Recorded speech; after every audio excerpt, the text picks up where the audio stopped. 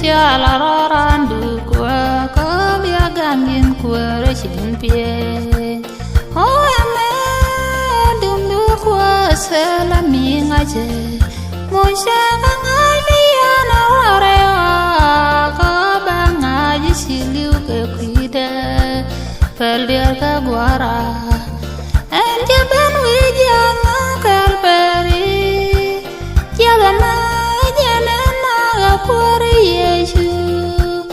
meseriam Yesu lunjaja jati te merero jamu gate gawal tema bajil yakanda ko jeniam berut ke kuida rawaye jangka dia jan berdual gaji ko jala rinda nana jan dia kanun jan dia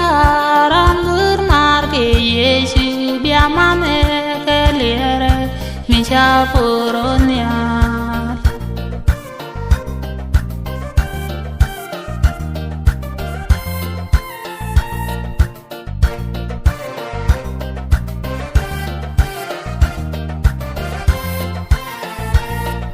yen bialo yen kararin dana membakan gaje yen dial riang keresu riam delo yen chana je yen dial ring dana membakan gaje yen dial ram cham jere nin dia ram yen riat gada kore run dial bago gaje keliu ende ben wejama kalbari jalama por Yesu meseriam Yesu lunjaja jati gate merero jangu gate gawal tema bajil yakanda ko jeliam berut ke kuida rabaye jangka dia jan bedual gaji ko yalar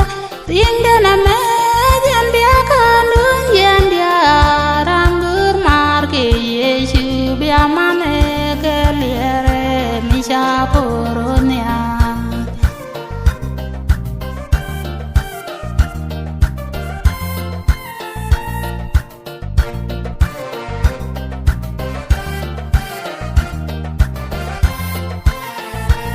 mujama mesel ko bayan dia Jesus misangun cengnya rel gadara gadwa siap ne miateke anja ben wijama kalbare jabana janana ga por Yesu meseriam Yesu lunjaja jati gate merero janur gate gawal tema yakanda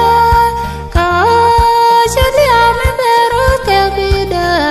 rabaye jangka dia sian bedual gaji ko jala rimne nama jan biakan jan dia rambur marke Yesu biamane kelere misha puron